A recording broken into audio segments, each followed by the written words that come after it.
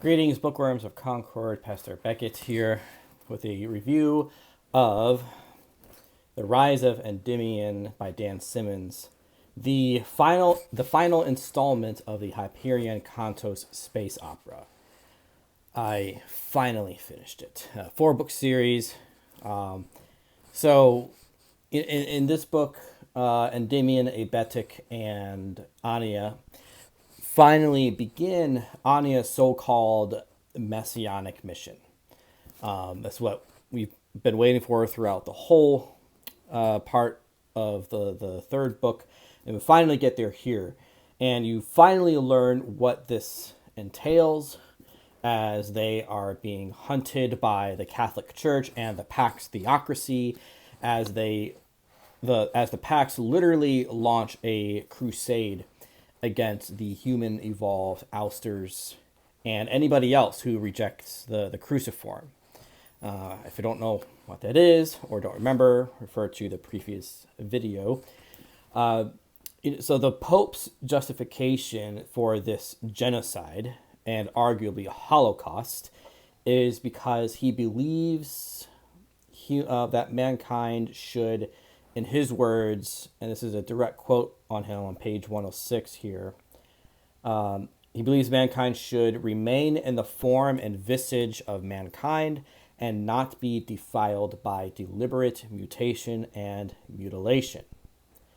So the Pope, he basically seems to think these ousters are no longer in God's image. He doesn't even consider them human, which is, interestingly, step 4 of the 10 stages of genocide, which is dehumanization. It's how you get tragedies like the Jewish Holocaust and abortion. But although he fancies himself as Urban the 16th, in honor of Urban the Second, who started the First Crusade in 1095, the Pope is more akin to Space Hitler. That's basically what he is. And this raises an interesting question. If mankind were to evolve in some way like the ousters in this series, would they still be humans?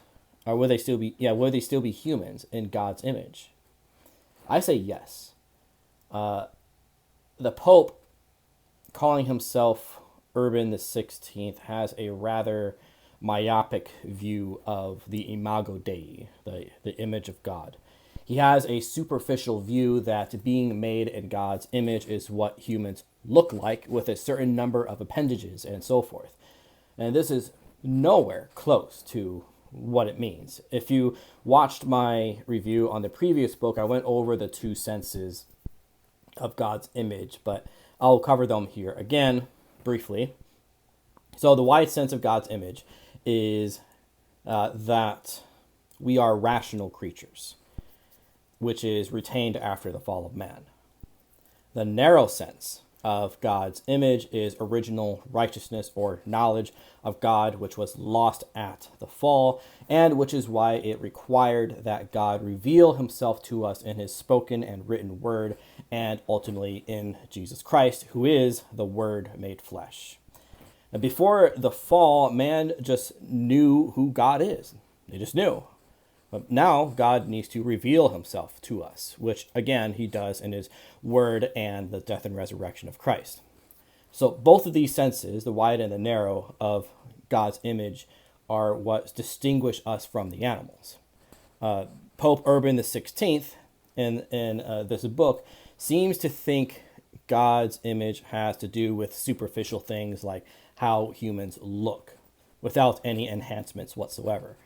The Scriptures never speak of God's image this way. So man is showed to be rational when God gives him dominion over all creation as his stewards, and the original righteousness or knowledge of God is shown with Adam and Eve's relationship to God in Eden, and as he specially reveals himself to human creatures alone through his word and sacraments. Now all of this is culminated in Christ, who is perfectly human and perfectly God perfectly rational and perfectly righteous on our behalf.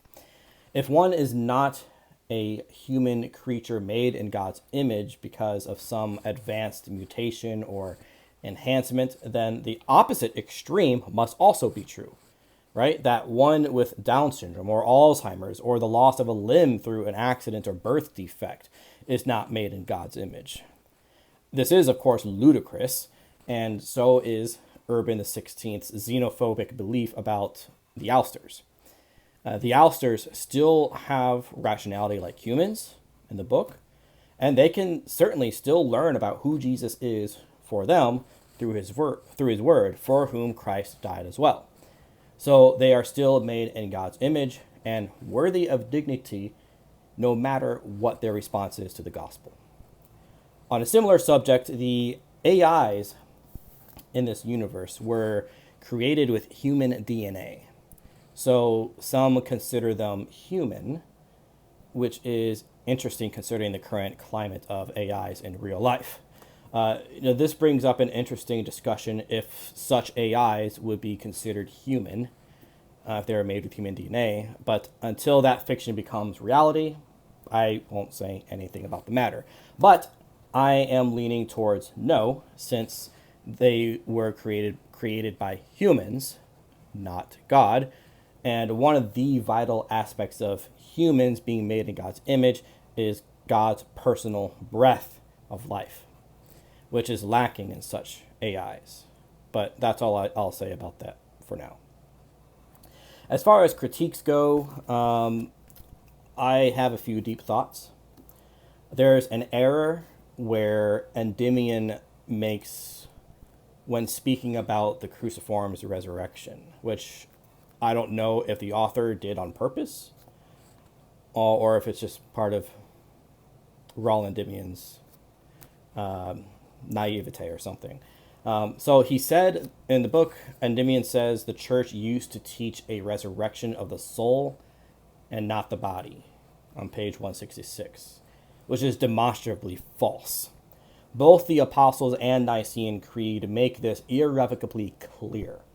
The Apostles' Creed dates all the way back to the 1st century AD, and the Nicene Creed to AD 325. Well, really, actually, the one we have now is after the Council of Constantinople in 381, but it started in 325. So the 4th century, basically. So these creeds are based on the scriptures' teachings on the bodily resurrection. It's soul and body reunited. We are not souls that happen to inhabit bodies. We are body souls. That is the Hebraic understanding of the word life in the Hebrew, which is nephesh. To literally translate that would be body, soul. So the creeds basically lay forth what the scriptures teach. So, for example, just regarding the bodily resurrection, when Jesus says he will raise from the dead on the last day all whom the Father has given to him in John 6 and other places, and Paul in 1 Thessalonians 4, when he says the dead in Christ will rise first, and again in 1 Corinthians 15, where he assured the Christians in Corinth of Christ's bodily resurrection as the progenitor of our own, among many other places. Again, I don't know if this error is due to Endymion's ignorance or the author's, Dan Simmons. Endymion is having this conversation with Anya, and not even she corrects him. And she corrects him a lot about a lot of things, and she's been portrayed as all wise in her teachings. So this leaves me to believe that Dan Simmons just misunderstands this most basic tenet of the Christian faith. It might seem minor, but it becomes a major thing considering Endymion's repugnance toward the cruciform. His whole dislike of the cruciform is hinged on his misunderstanding that the church always taught a resurrection of the soul and not the body. So his whole viewpoint just falls apart because it's not true and nobody corrects him. And the reader isn't expected to be well read enough about Christianity to correct him either. So unfortunately, this knocks off 1 star in my rating. I would give it a pass if Endymion had made similar historical and erroneous things about the church, but he hasn't until now at that point in the book, which only strengthens my viewpoint that Simmons, despite how well read he's shown himself to be about both controversial and influential Christian thinkers, just doesn't know what he's talking about here regarding what the church has always taught about the bodily resurrection since the first century, especially because Anya, of all people, doesn't correct them when she's supposed to be all wise and basically know everything about human history and every single religion. So that's my primary critique of the book. And people have read this and probably think, oh, that's what Christians believe, a resurrection of the soul and not the body, which is not true. So it is incumbent upon me as a pastor to correct this error. You might think I'm overthinking it because this is just science fiction, and you'd be right, because of course I am. I'm a theologian. But still, if you're going to write fiction based on real life tenets of Christianity, you should get it right. Now, besides this major error, part of my lower rating also includes the time Endymion and Anya spent on the planet Tian-Shan. Throughout all the books, I've really liked Simmons' world descriptions more than most books, but I became quite bored of his descriptions of Tian-Shan. For me, I think he might have spent too much time on these descriptions than any other place. So it just kind of dragged the story halfway through the book. It could also be all the Chinese names that I don't know how to pronounce, so forced me to slow down even more. Especially the long names of random characters that could have been shortened after the first or second introduction of them. But Simmons just insists on you reading their whole super long name almost every time, which gets annoying. I kept finding myself thinking, get on with it, like the extras in Monty Python and Holy Grail whenever the narrator dragged on. Anyway, if you've read the previous books, you finally find out what the void which binds is. I'm not going to give all the details about what it is in this review because of spoilers, and it would take forever. All I'll say is that as Anya teaches about it, there's a bunch of Buddhist mumbo-jumbo that doesn't make any sense, and Simmons gives an interesting spin on Jesus Christ. Now, as a pastor, I don't find it offensive at all. This is just a science fiction book, so from that angle alone, I find it quite fascinating. I will say this, though, which isn't really a spoiler because you would have read a little bit about it in the previous book. Basically, what the void which binds boils down to is love, or empathy, being the primary force of the universe. Now, for me, I found this kind of ridiculous. Because, so just by way of analogy, the recent Fast and Furious movies get made fun of because of the whole, power of family thing. That's kind of cheesy.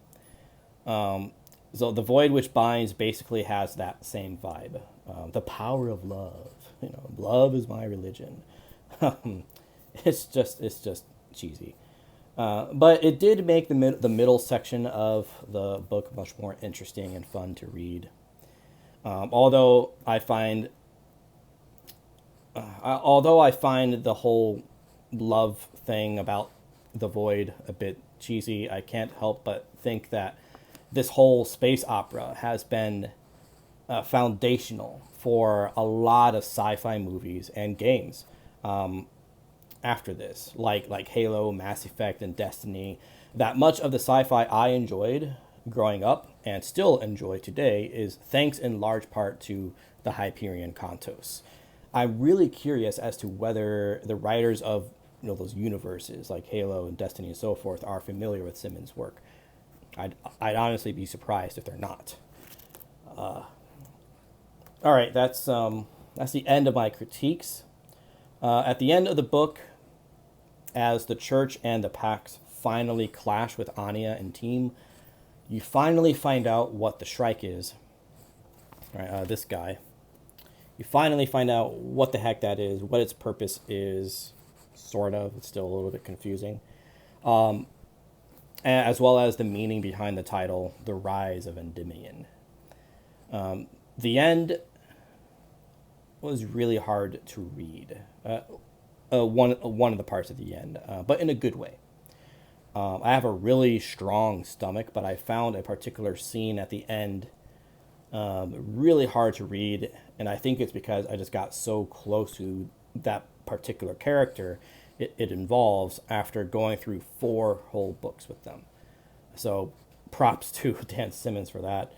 I would love to see this book become, or this whole book series become a TV series. But I say that with hesitation because screenwriters lately have a bad track record of not remaining true to the source material. But I'll conclude with this final thought. As a pastor, do I think Simmons believes the real life church is the primary enemy of humanity, as it appears in this book? No. As Anya says in the book, she doesn't want to destroy the church, just the current aberration of it. And it is an aberration, a sickening one at that. They scheme with the evil AIs to go on a literal crusade against unbelievers and a group of people they've dehumanized. They're basically just space Nazis. The church is not annihilated at the end of the book. It is reborn, which is personified in a certain priest, as the rest of human civilization becomes more evolved than it ever has before. But that's all from me for now. I absolutely loved this series. Just happened to fall upon the 3rd book at a book sale in Midland, Michigan, at the mall there, and doing the research, discovering that it's part of a 4-book series, and I'm so glad I just happened to fall upon it. It's a brilliant, brilliant space opera. Hi, piano.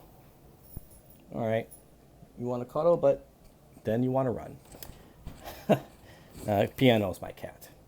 All right, so thank you for watching, and enjoy your reading, and I will see you next time.